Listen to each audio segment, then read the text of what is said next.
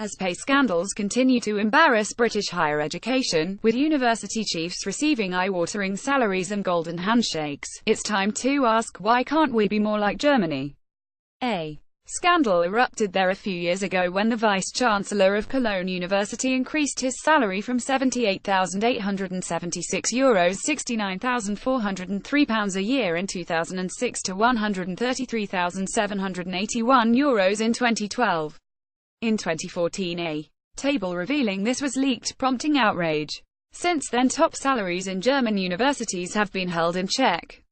Germany is far from perfect, but we can only wish we had its problems. Vice-Chancellors' pay has soared since the introduction of £9,000 annual tuition fees throughout the UK, except for Scottish students studying in Scotland.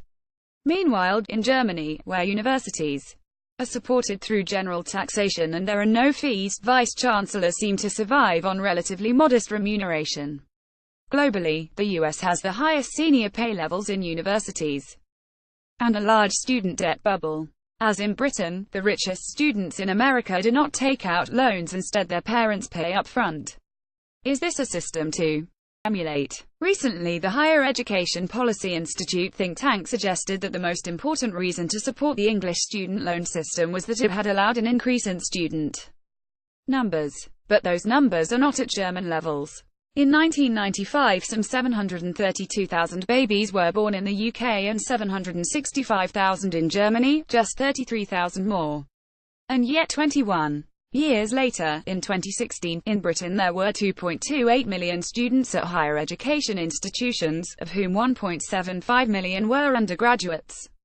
In Germany in 2016 there were 2.81 million students, 530,000 more than in the UK. Of these German students, 1.78 million were at traditional universities and another 0.96 million at universities of applied sciences. The number of German students rose by almost 1 million in the 20 years to 2016. Since 1995, German universities have been making considerable efforts to recruit more foreign students, even though they don't pay fees either. Numbers have more than doubled in that period to 0.36 million.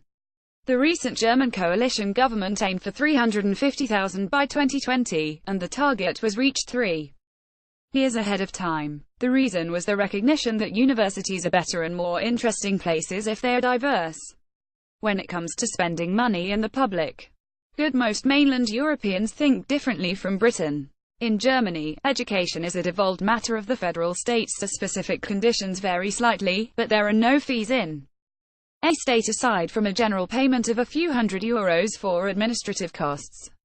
In many cases this covers a free public transport pass, discounts on food in university canteens and other perks that students in most of the UK have to pay for on top of their tuition fees. Education in Germany is seen as a public good, something that benefits society as a whole, rather than a product that can be sold to enhance an individual's career prospects. Some federal states have started a debate about introducing tuition fees for non-EU students. This year, the state of Baden-Württemberg introduced an annual €3,000 fee for those from outside the EU, provoking considerable controversy and leading to a drop in international student numbers. It seems unlikely it will become a trend. Several German states began charging small tuition fees for all students about a decade ago, but one by one abolished them again. Britain is very different. One group of researchers has suggested that since higher student fees enable high pay for vice-chancellors, this results in better university education. As with healthcare, however, the best education is provided when profit is not a motive. If that principle is not accepted, the risk is we'll get a Trump university system. In 2015, the Higher Education Policy Institute said, people in England, Wales and Northern Ireland often ask, if Germany can abolish tuition fees, why can't we? Part of the answer is that Germany sends a lower proportion of young people to university and spends less on each one. This was, and still is, not true. A larger number and higher proportion of young people in Germany go to university than in the UK. Additionally, according to a report from UCAS last week, the proportion of poorer students going to university in Britain has fallen compared with the richest. Many of the wealthiest fifth will incur no debt as their parents pay their fees up front. The new multiple equality measure of deprivation UCAS now uses is the best way of gauging trends in the social equality of a university's intake. Its new data is a strong indication that the introduction of high student fees and loans has not widened access, it has done the opposite. Talking about pay is embarrassing. Making simple numerical mistakes can be embarrassing. Not understanding how young people can be so well educated for free in another European country is embarrassing. Student fees in the UK cannot be defended, they're just embarrassing. Danny Dorling is Professor of Human Geography at Oxford University. Ben Hennig was educated in Germany and is a lecturer at the University of Iceland.